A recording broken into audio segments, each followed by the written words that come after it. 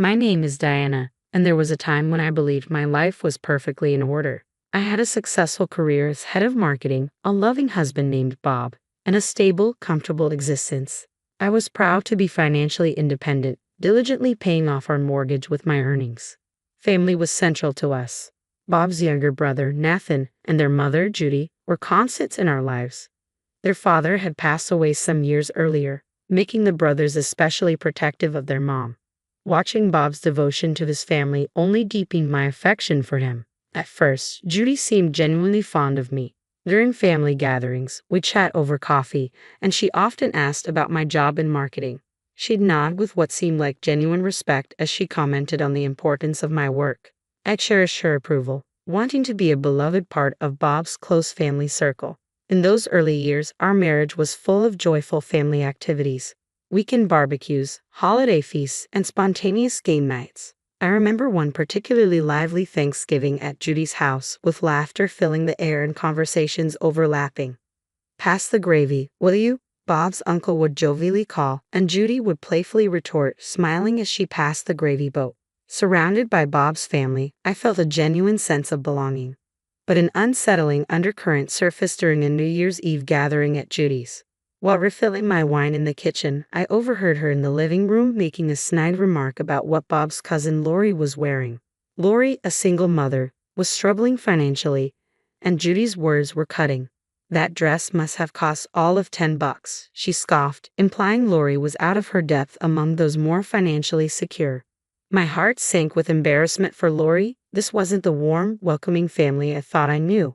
Over time, the teasing that I'd brushed off as harmless revealed itself as something far crueler. Judy regularly huddled with Bob and Nathan, casting judgmental glances at other relatives and friends, whispering and snickering as they shared derisive comments. I felt the sting of this cruelty on Easter Sunday when Judy mocked another relative's new car. "Probably got it from the buy here, pay here lot," she speculated with a smirk. "She'll be paying it off until she's 70. I couldn't hold back. "Hey," I interrupted, my voice sharper than I intended. "Don't you think that's a bit much? Janet can probably hear you." The room went silent as Judy looked up at me with thinly veiled disdain. "Well," she replied sarcastically, "looks like we've offended your delicate sensibilities, Diana." Bob and Nathan exchanged uneasy glances. "I just think it's rude," I said, my voice steady despite my racing heart. "Why do you always have to put people down?" Judy's smile faded. "If you don't like it, you don't have to listen. Why don't you go sit somewhere else?"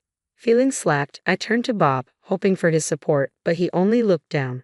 "Fine," I said tightly. "I will." After that day, family gatherings became a lonely ordeal. I'd sit by myself, nursing a drink, while Bob stayed glued to his mother's side. Occasionally, he'd send an apologetic glance my way, but he never came to sit with me. One evening, after an especially tense dinner, I felt the weight of this divide settle heavily between us.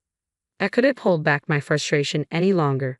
"Why don't you ever stand up to her?" I asked, my voice trembling with a mixture of hurt and anger. Bob sighed deeply, his hand running through his hair in distress. "She's my mother, Diana. What do you want me to do?" "I want you to tell her she's being mean," I said, my words sharp. "I want you to support me." But he never did. Over time, the tension grew unbearable. I started finding excuses to avoid family events, work emergencies, migraines, anything to escape the icy stares and whispered criticisms. Just when I thought things couldn't get more strained, life threw me a curveball. I found out I was pregnant. I stared at the pregnancy test, 2 pink lines glaring back at me. My heart pounded in my chest as I called for Bob, my voice trembling. He rushed to the bathroom door, worry written all over his face. Without a word, I handed him the test. His eyes widened in surprise, and he pulled me into an embrace. For a fleeting moment, I thought maybe this baby could heal the rift between us. Maybe this new life would bring us closer, restore what we were losing. But the pregnancy was difficult from the start. I was plagued by constant nausea and a constant gnawing fear of miscarriage. My doctor prescribed bed rest, but as the weeks went on, my condition worsened. My eyesight began to deteriorate, another rare, potentially permanent complication. It soon became impossible for me to keep working. I had to quit my job. As I lay there, physically and emotionally drained, I felt more isolated than ever. I needed Bob's support, but he seemed to pull further away. He came home late most nights, claiming work demands or meetings with colleagues. More and more, I fell asleep alone, only waking to the sound of the front door closing late into the night. The day of my C-section arrived, and with my deteriorating eyesight, a natural birth was too risky. As I lay on the cold operating table, fear and excitement mingled in my chest. "Where's Bob?" I'd asked the nurse, my voice shaking. She gave me a sympathetic smile. "Your husband's in the waiting room, dear. He said he'd rather stay there." The surgery went smoothly, and soon, the sound of my son's first cry filled the room. As they placed him on my chest, an overwhelming rush of love took my breath away. But the moment of joy was short-lived. Later, in the recovery room, Bob finally appeared. His face was unreadable, but I could see the discomfort in his eyes. "Look, Diana," he said, his tone sharp, "I've got to say something. This whole thing, it's not right." I blinked, confused. "What do you mean?" His frustration was palpable. "Normal women give birth on their own without all this surgery crap. And men, we're not supposed to be here for this. We should be meeting our wives and kids at home, like in the old days." His words hit me like a physical blow. My heart sank as I processed his utter lack of empathy. Bob, the man I thought I knew, seemed so distant, so disconnected from the reality of what we had just gone through. I couldn't hold back any longer, but before I could speak, he cut me off. "Save it. I'm heading home. This place gives me the creeps." The next few weeks blurred into a haze of sleepless nights and endless feedings, with Bob rarely at home. When he was there, he barely helped with the baby. His presence seemed like a shadow, and when he did interact with our son, it was with frustration. One night, as the baby cried, Bob grumbled irritably, "Can't you quiet him down?" I was exhausted, my body still recovering from surgery, but I managed to respond, "I'm trying, Bob. He's teething. It's painful for him." Bob's patience was running thin. "You're always focused on the kid. What about me? What about what I need?" His words hit me like a slap. Here I was barely managing to get any sleep, still healing, trying to juggle everything. And he was upset because our intimacy had dwindled. I didn't know how to respond. As the months went by, Bob's dissatisfaction only deepened. One night, while I rocked our restless 7-month-old, Bob made an abrupt declaration. "You need to start working again." I looked at him stunned. "What about the baby?" "We'll get a nanny," he interrupted. "We can't keep going like this, Diana. We're running out of money." I wanted to argue. I wanted to say that our baby needed me, that I wasn't ready to leave him yet, but the finality in Bob's voice left no room for discussion. Reluctantly, I began searching for a job. With my vision still impaired, it was a daunting task, but eventually I found a role at a smaller firm. The salary was much lower than my previous job, but it was something. When I shared the news with Bob, his response was dismissive. "That's all we're paying a nanny for." His frustration was palpable. Tears pricked at my eyes. "I'm doing the best I can, Bob. It's hard with my vision still not fully recovered." He muttered something under his breath and walked away, leaving me feeling more alone than ever.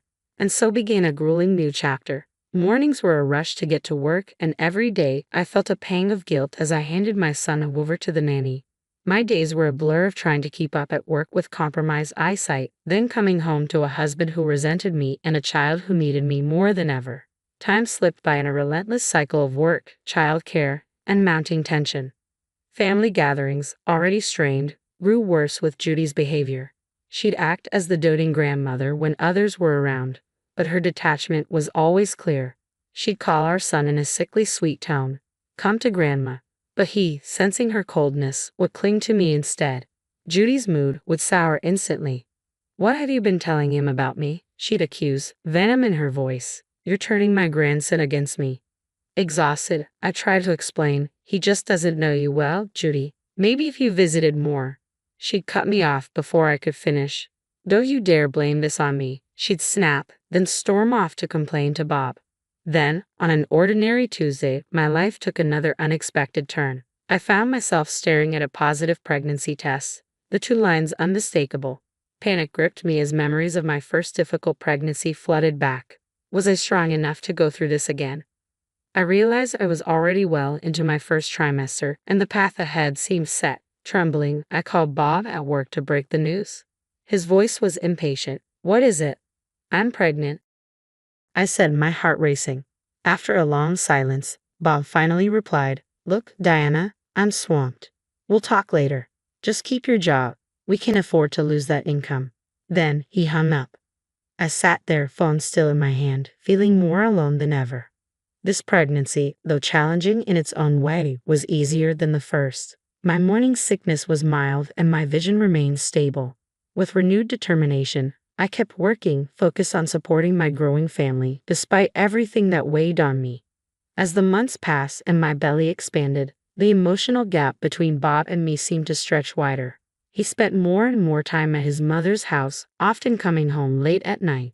One evening, I struggled to put our toddler to bed, my body aching with discomfort. When Bob walked in, I felt a flicker of hope for some help. "Can you read him a story?"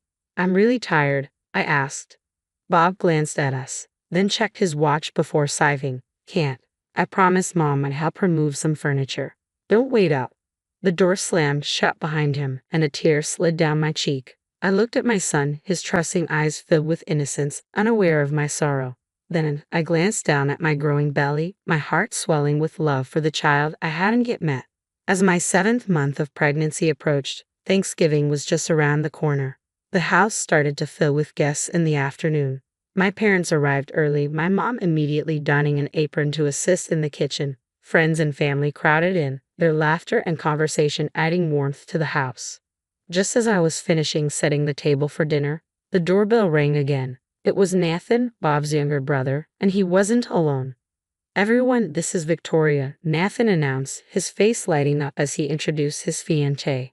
The room fell momentarily silent before erupting in congratulations. I forced a smile, trying not to let the flicker of envy I felt show. Bob's face brightened at his brother's happiness, and I couldn't help but notice the contrast to my own growing sense of isolation. Judy arrived shortly after, her eyes widening with appreciation when she saw Victoria. "Well, well," she exclaimed, her voice dripping with enthusiasm, a sight for sore eyes. Throughout dinner, Judy showered Victoria with attention, peppering her with questions and hanging on to her every word. I did my best to focus on being a gracious hostess, but I couldn't help overhearing their conversation. "So, Victoria," Judy said loudly, making sure everyone could hear, "Nathan tells me you're a manager at National Bank. How prestigious." Victoria nodded, her discomfort evident. "Yes, I've been there for about 4 years now." Judy beamed. "You must be doing very well for yourself, unlike some people who can only pop out babies and breed poverty," she added, casting a pointed look in my direction. My cheeks burned with humiliation. I felt the sting of her words, but beside me my mother tensed, ready to come to my defense. I gently touched her arm, silently pleading with her to let it go. Judy's voice dripped with false sweetness as she continued. "Victoria here makes $120,000 a month. Now, that's the kind of daughter-in-law I've always dreamed of. Smart, beautiful, successful." Tears welled up in my eyes. I thought about all the years I'd spent working hard to support our family, paying the mortgage, and building the career I was proud of, all of it now seemingly forgotten. "I think we should continue this lovely evening somewhere more suitable," Judy announced, standing up. "Victoria, dear, why don't we all go to that new restaurant downtown? My treat, of course." Before I could process what was happening, Judy, Bob, Nathan, and Victoria were heading for the door. Bob didn't even glance back at me as they left. The remaining guests, sensing the shift in atmosphere, quickly made their excuses and departed, leaving only my parents behind. They offered to help clean up, but I insisted they rest. Finally, alone, I collapsed onto the sofa, tears flowing freely. Time seemed to stand still as I cried, my hand resting gently on my swollen belly. I thought about how my life had spiraled to this point. Dawn was approaching when, 5 days after my emergency C-section, I felt a sudden surge of strength, both physical and emotional. The doctors were impressed with my progress and gave me the green light to leave the hospital. During this time, Bob hadn't called once. Since he left for San Diego, he hadn't asked how I was doing or inquired about our newborn son. It was clear to me now. Our marriage had reached its end. I reached out to my parents, asking if the boys and I could stay with them temporarily. They immediately agreed, offering their full support. While staying with them, I had the chance to rest and recuperate as they lovingly doted on my sons. I began researching divorce lawyers and gathering the necessary financial documents. A week after leaving the hospital, Bob finally called. I ignored the first 3 calls, letting them go to voicemail, but eventually answered the 4th. Where the hell are you? Bob demanded, his voice a mix of anger and confusion. Why aren't you at home? I took a deep breath, trying to remain calm. I'm at my parents' house with our sons. I filed for divorce. There was a stunned silence on the other end of the line before he scoffed. Divorce? Are you kidding me? After everything I've done for you? I felt my anger rise. What I've done? You mean abandoning me right before I gave birth? Or draining our savings? Get over it, he shot back dismissively. I'll pay you back, no problem. In fact, I don't even want to see you again. You know why? Because I'm going to be rich. He ranted about Nathan's new wife offering him a job at the bank, their plans to start a financial company, and how they were going to be incredibly wealthy. You never believed in me, Diana. You always shot down my ideas. Well, guess what? I'm free now, and you? You're just a loser who can't recognize potential when it's right in front of her. The divorce proceedings went surprisingly quickly.